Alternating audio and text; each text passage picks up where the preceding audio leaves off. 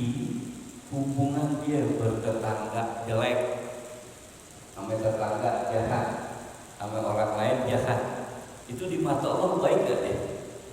Di dalam Quran, hubungan kita itu dua, hubungan kita kepada Allah dan hubungan kita kepada sesama. Kedua, hubungan hablum minallah wa hablum minan nas harus jalan. Dua-duanya harus seiring jalan. Satu aja nggak dijalanin bincang, satu nggak jalan nggak bincang. Contoh, dia rajin sholat berjamaah, rajin ke majelis ilmu, dia umroh setiap tahun atau dia haji setiap tahun, tapi hubungan dia bertetangga jelek, sama tetangga jahat, sama orang lain jahat, itu di mata Allah baik gak deh? Kagak. Kenapa? Islam gak mengajarkan hanya tadi berbuat baik pada Allah. Allah perintahkan berbuat baik kepada manusia. Tapi sebaliknya, mafhum mukhalafahnya sama tetangga baik, bantu fakir, miskin, anak yatim, rajin sedekah, rajin, tapi nggak sholat. Tapi nggak sholat, baik gak? Kagak. Kenapa? Hablum minallahnya ini tidak baik. Hablum minan nasnya oke, tapi hablum minallahnya. Tapi ada orang yang hablum minallahnya baik, sholat, puasa, tapi orang jahat. Ini juga nggak baik. Dua-duanya harus jalan. Ada nggak orang yang kayak gitu tuh? Santri jalan jongkok. Kira-kira ini ya, kalau dia belum pernah masuk ke dalam pesantren memang buat dia hal yang aneh. Tapi kalau dia sudah masuk dalam kehidupan dunia pesantren, ya memang kayak begitu. Ya. Cuman yang kita khawatirkan orang-orang yang ketiga yang tidak suka terhadap Islam dengan tujuan ingin memecah belah umat Islam, dan memang umat Islam sudah terpecah belah. Nah, hadis yang keempat ya, salah Ustaz Nur Soleh, hadis yang diriwayatkan dari Ibnu Mas'ud radhiyallahu anhu, qala Rasulullah sallallahu alaihi wasallam, iza kuntum salasatan fala yatanazza isnani dunal akhar hatta tahtalitu binnasi min ajli anna zalika yu'zinu, muttafaqun alaih wa lafzu Muslim. Ya, belum itu ya? Belum. Hadis ini diriwayatkan dari Ibnu Mas'ud, ya, seorang sahabat Rasulullah yang memang terkenal dengan, kalau sekarang ini ilmu mantiknya, ilmu logika, Ibnu Mas'ud. Sehingga Imam Abu Hanifah yang ada di Baghdad itu banyak mempelajari, banyak mengambil pemikiran-pemikiran Ibnu Mas'ud. Semoga Allah Subhanahu wa taala meridainya. Kata Ibnu Mas'ud bahwasanya Rasulullah SAW telah bersabda, iza kuntum salasatan, kata Nabi, apabila kalian bertiga, fala yatanazza isnana duna akhar, maka janganlah dua orang berbisik-bisik kemudian tidak melibatkan yang lain, tidak melibatkan yang ketiganya, hatta tahlitu binnas, sehingga berbaur, bercampur dengan manusia, min ajli, lantaran itu al-zalik, semuanya yang demikian itu yuzinu, itu membuat yang ketiganya itu yang tidak diajak berbicara, membuat dia sedih, baper. Nah, ini adab. Maksudnya apa di sini? Maksudnya gini, kata Nabi, kalau kalian lagi bertiga nih ngobrol, lagi ngopi, ya, kan biasanya bertiga tuh ngobrol. Orang kalau ngobrol biasanya kan udah ada istiadatnya, ngobrol, masa nggak ada temannya. Biasanya kalau ngobrol apa ya? Ngopi. Lagi ngobrol bertiga, lagi kumpul bertiga, kemudian ini dua orang dia ngobrol berdua-duaan aja asik, yang satunya cuek, ini ada nggak boleh. dicuekin. Bukan hanya dicuekin. Kemudian yang kedua ini dia berbicara bahasanya pakai bahasa kampung dia.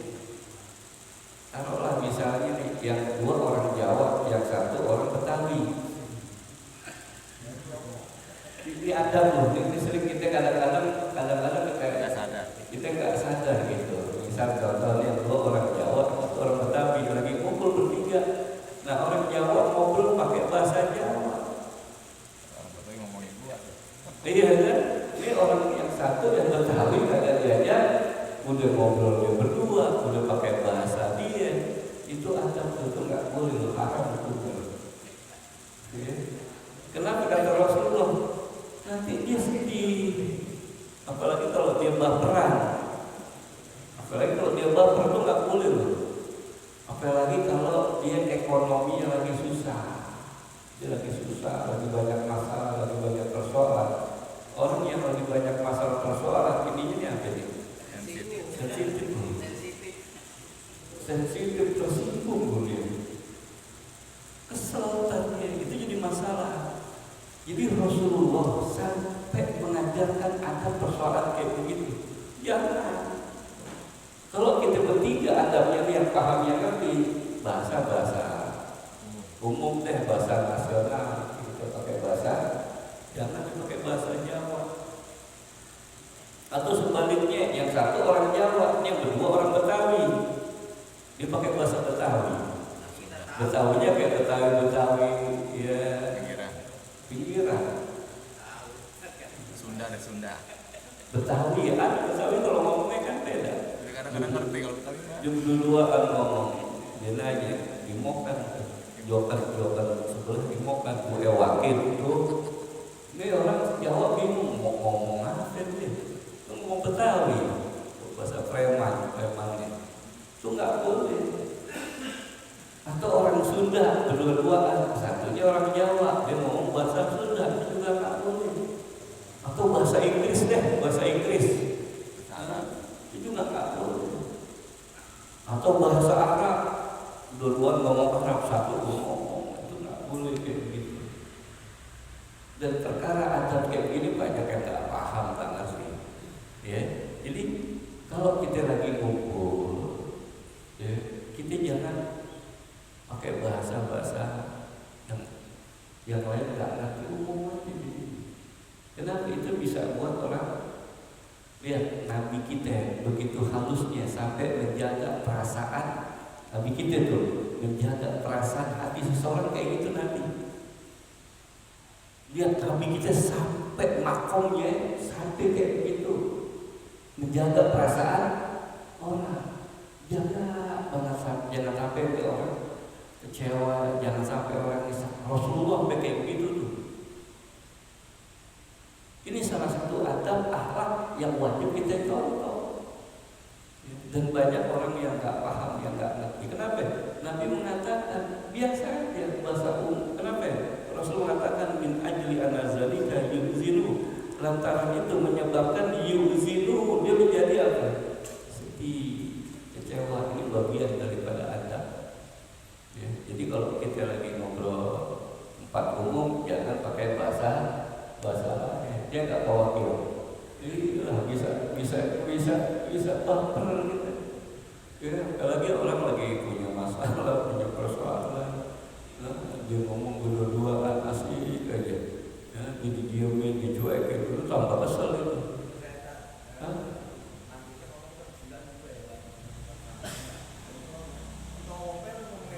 Nah, kok orang yang tadi dia punya masalah, dia punya persoalan, tersinggung. Lu ngomong apa sih? Bisa jadi salah paham gitu. Bisa jadi salah paham. Lu ngomongin gue, lu tadi dia lagi punya masalah, habis berhantam sama bininya kan. Bisa aja jadi tersinggung orang. Ini hati-hati kayak begini.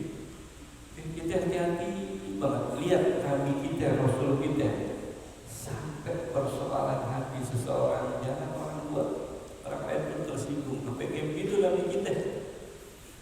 Ya, ini bagian daripada adab. Jadi kalau kita lagi kumpul hendaklah kata Rasul udah kita bicaranya ya umum, betul nggak? Ya, apalagi kalau kita lagi kumpul, jangan kita kasih tahu dia, ini kagak diajak bicara. Ya. Apalagi kalau memang orang ini dari jauh, jarang ketemu, ya harusnya begini kita. Al-wajibu la yatruku illa liwajibin. Ini kaidahnya. Perbuatan atau amalan yang wajib nggak boleh ditinggalkan kecuali dengan yang wajib lagi. Contohlah, ini biasa berbawa ini biasa ngobrol ketemu. Kemudian ada orang yang jarang ketemu, jarang ngobrol sama dia, ya, jarang ketemu, jarang ngobrol sama dia. Ini seharusnya duluin dia, paham nggak? Yang baru ketemu aja ngobrol, tanya, di mana tinggalnya, akrab ya. ajak ngobrol. Kalau mereka wahid udah biasa gitu. Ya. Nah ini yang ini nih, ajak ngobrol. Itu tinggal di mana ente. Itu bagian dari adab. Dan banyak persoalan kayak begini orang main tabrak-tabrak aja nggak ngerti. Ya, jangan. Ya, jadi kalau kita lagi ngumpul, kita jaga perasaan orang. Kita ini manusia, bukan malaikat. Ya. Kalau malaikat nggak tersinggung, kita ini manusia. Kadang-kadang juga kita di dalam acara-acara maulid, perayaan besar atau hari raya Idul Fitri, setiap kita berkumpul atau di kantor atau di perusahaan mana aja, hati-hati jaga tetap ini. Ya, jangan sampai kita nyinggung hati seseorang, perasaan seseorang. Ya, kalau orang yang taruhlah aneh pribadi, itu kan kembali kepada keikhlasan seseorang, kebersihan hati seseorang, atau mental seseorang. Kalau aneh pribadi nggak ada masalah, nggak ada persoalan. Kenapa? Ujian buat aneh. Diuji apa? Keikhlasan kita, diuji kebersihan hati kita. Orang yang selalu membersihkan hatinya, dia buang tuh rasa buruk sangka, dibuang. Dia terus berjuang.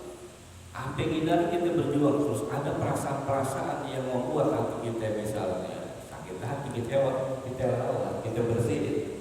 Itulah yang Allah katakan qad aflaha man zakkaha. Beruntung, berbahagia sekali orang yang selalu membersihkan hati jiwanya. Jadi ini yang pokok tuh bersihin hati jiwa kita. Atau kalau di dalam istilahnya itu dia orang sufi.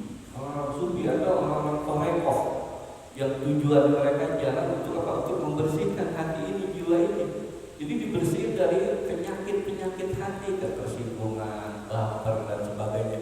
Sampai dia terbiasa. Kalau ada orang yang menyakitin dia, dia buat dia biasa. Gak sampai masuk ke dalam hati, bersih, dibuang-buangin kotoran-kotoran hati itu. Ya. Dan itu perkara yang berat memang. Itu perkara yang berat. Tapi Allah katakan beruntung, berbahagia sekali orang yang mau bersihkan ininya di hatinya. Kita kalau ngaji fikih deh, misalnya ngaji fikih kan banyak perbedaan. Kalau nggak ngaji ini nih, nggak ngaji jiwa, itu bisa keras hati kita. Orang ngaji dia, ngaji Quran, ngaji bukan ngaji untuk di majelis ilmu, tapi hatinya nggak dibersihin, paham nggak? Ada yang apa yang terjadi? Merasa dia yang paling benar, ibadahnya yang paling baik, itu aja gitu. Dia nggak sadar bahwa itu kalbus iblis. Itu perangkap iblis. Bayangin orang yang udah ngaji aja belum tentu benar. Orang yang udah ngaji aja belum tentu benar. Ente bayangin bagaimana orang yang nggak ngaji. Kita udah sholat, kita udah berjalan, belum tentu benar. Bagaimana orang yang nggak sholat, gimana orang yang nggak pernah duduk di majelis ilmu. Dia nggak khawatir. Kita terus masih berusaha untuk mencapai derajat takwa di sisi Allah Subhanahu wa taala. Jadi hadis sahih ini riwayat Imam Muslim ini bagian daripada adab ya, dalam kita berhubungan dengan manusia. Kenapa? Karena di dalam Quran hubungan kita itu dua, hubungan kita kepada Allah dan hubungan kita kepada sesama. Kedua hubungan hablum minallah wa hablum minan nas harus jalan. Dua-duanya harus seiring jalan. Satu aja nggak dijalanin bincang, satu nggak dijalanin bincang. Contoh, dia rajin sholat berjamaah, rajin ke majelis ilmu, dia umroh setiap tahun atau dia haji setiap tahun, tapi hubungan dia bertetangga jelek, sama tetangga jahat, sama orang lain jahat, itu di mata Allah baik gak deh? Ada. Kenapa? Islam tidak mengajarkan hanya tadi berbuat baik pada Allah. Allah perintahkan berbuat baik kepada manusia. Tapi sebaliknya, mafhum mukhalafahnya, sama tetangga baik, suka bantu fakir, miskin, anak yatim, rajin, sedekah rajin, tapi nggak sholat. Tapi nggak sholat, baik gak? Kenapa? Hablum minallahnya ini tidak baik. Hablum minallahnya oke, tapi hablum minallahnya. Tapi ada orang yang hablum minallah baik, sholat, puasa, tapi orang jahat. Ini juga nggak baik. Dua-duanya harus jalan. Ada nggak orang yang kayak gitu tuh? Hah? Ada bagus ya? Sini. Baik orang, bantu orang, nolong orang, cuma nggak sholat. Kata orang yang nggak sholat, mendingan dia tuh dibanding-bandingin, bandingan dia tuh, dia biar nggak sholat, biar nggak ketemu sholat, baik orang daripada dia tuh ke masjid rajin, tapi jahat sama orang. Dia ngebandingin orang yang kagak sholat, kan keliru salah. Karena nggak paham tadi konsep di dalam Islam harus baik kepada Allah, baik kepada manusia. Hablum minallah wa hablum minan nas. Ini kedua-duanya harus seiring sejalan, nggak boleh pisah. Siapa contohnya? Ya Rasulullah. Kalau kita lihat dalam Quran maupun hadis-hadis Rasulullah yang dikumpulkan oleh para ulama tentang adab, tentang akhlak, itu ratusan hadis. Ini salah satu contoh Rasulullah mengatakan, kalau kita kumpul, lihat sekeliling kita, jaga perasaan mereka. Tadi apalagi orang yang dia lagi punya masalah, punya persoalan, kita lihat orang nggak selama hatinya ini enak, nggak selama orang hatinya enak. Bisa aja orang lagi nggak enak hatinya, hati-hati kita lihat. Kita lihat dia lagi nggak enak nih hatinya. Kita harus peka, jangan kita ngomong nyari membuat dia sakit hati. Sampai kayak begitu Rasulullah mengajarkan. Ya.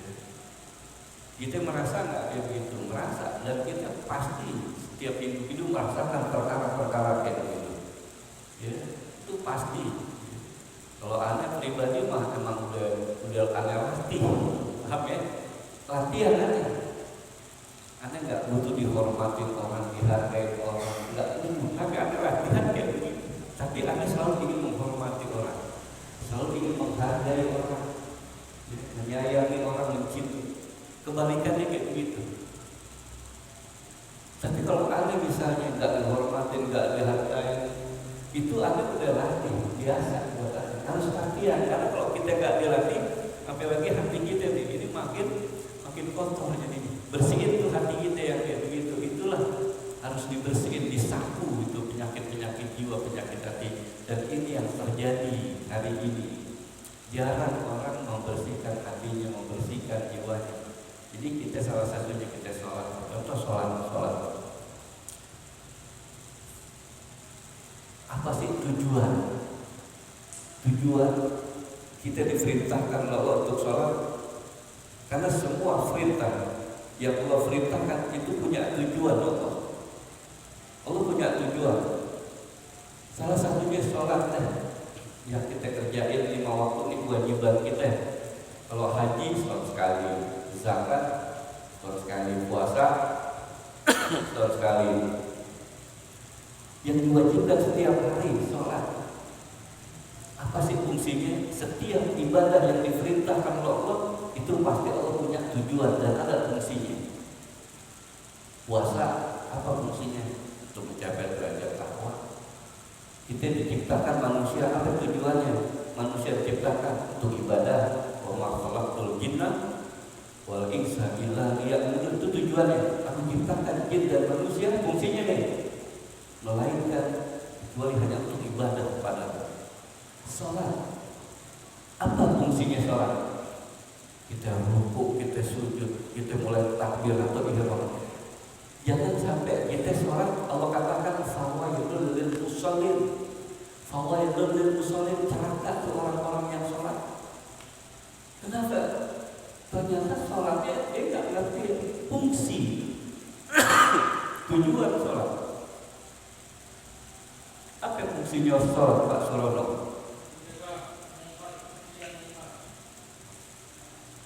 Surat Al-Ankabut, catat Pak, ini penting Pak. Surat Al-Ankabut surat ke-29 ayat 45. Nanti di surat-surat yang lain ada lagi, tapi ini cukup yang kita sering dengar.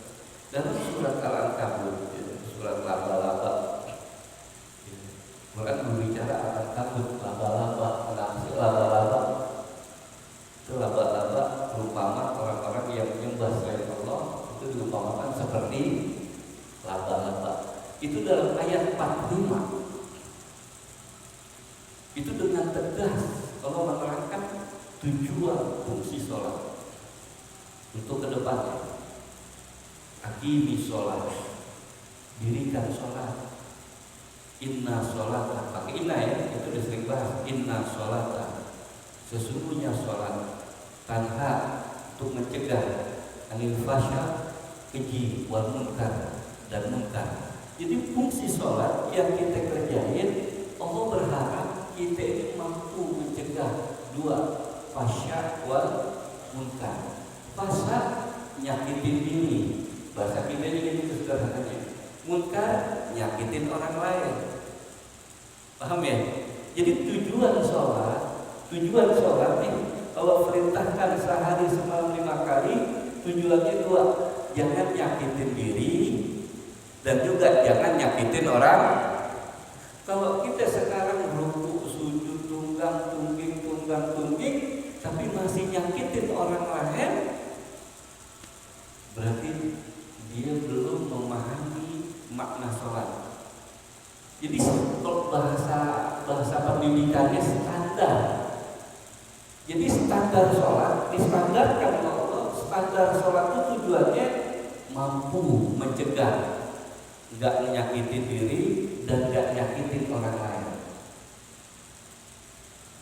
Kita punya anak atau cucu, mereka di dalam buku rapotnya ada standar nilai nggak? Dibikin standar nilai oleh sekolahan. Biasa standar nilai berapa? Standar nilai berapa di rapot anak-anak kita? Kita suka lihat kan anak kita rapotnya 7, itu standarnya tuh. Nah ternyata nilai harian dia sampai nilai akhir tes dia cuma dapat 4 atau 5. Terpenuhi nggak standar? Nggak terpenuhi. Kalau nggak terpenuhi gimana dia? Bisa nggak dia naik kelas? Nggak bisa naik kelas. Kita juga begitu. Kenapa kita nggak bisa naik makom kita? Karena sholat yang setiap hari diperintahkan oleh Allah. Standarnya itu tuh. Tadi fasya wal munkar. Fasya bahasa Arab gitu, bahasa Quran. Terus bahasa sederhananya apa? Fasya nyakitin diri, munkar nyakitin orang lain. Contohnya apa sih nyakitin diri? Contohnya apa sih nyakitin orang lain? Apa contohnya? Nyakitin diri. Apa nyakitin diri contohnya?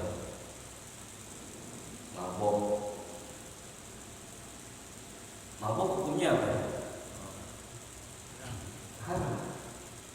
Mabok itu fasya atau munkar? Zalimin diri, nyakitin diri, nyakitin orang lain. Nyakitin diri.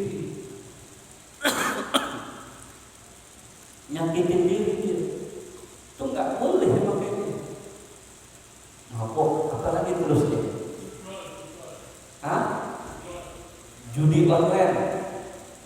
Judi online itu dua, kena pasal, kena fasya wal munkar, nyakitin diri dan zalimin orang lain. Jadi ada yang kena dua pasal fasya wal munkar.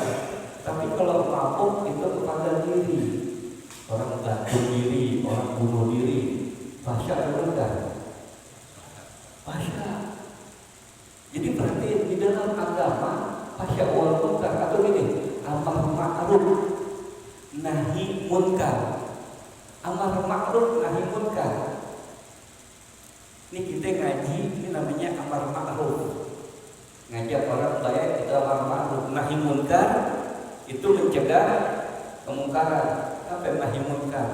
Yaitu tadi judi online, korupsi, pembunuhan, perzinahan, pemerkosaan, itu harus dicegah. Itu namanya nahi munkar. Jadi contoh fasya zalimin diri, mabok, bunuh diri, apa lagi tuh? Zalimin diri.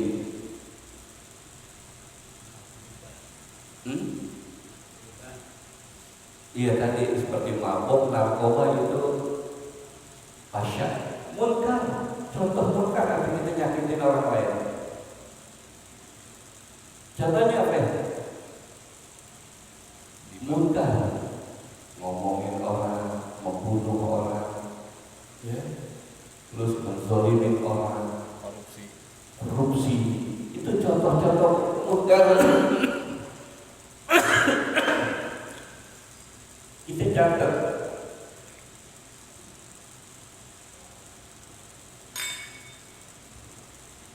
Mana yang fasya dan mana yang munkar. Kita punya catatan. Oh ini fasya, oh ini munkar. Orang yang tidak melaksanakan sholat, orang yang tidak melaksanakan sholat, dia berbuat fasya dan munkar. Zalimin diri itu, nggak sholat, nggak puasa, nggak duduk di majelis ilmu, itu dia melakukan perbuatan fasya, zalimin diri. Itu kita belum memenuhi standar. Jadi kita harus paham berarti sholat tujuannya. Kita ingat nih, jangan nyakitin orang lain. Kalau kita masih sholat tapi juga masih nyakitin orang lain, nilai sholat kita belum memenuhi standar. Gak peduli sama fakir, miskin, sama yatim. Itu termasuk perbuatan atau perbuatan munkar. Ya, kita kembali lagi kepada hadis Rasulullah ini. Jadi ini bagian daripada adab keisat yang berada. Masih 10 menit lagi ya. Nanti kita buka dalam terus. Ya Pak ya. Jadi ini bagian dari adab sampai Rasulullah menjaga hati perasaan orang. Kalau kita lagi ngobrol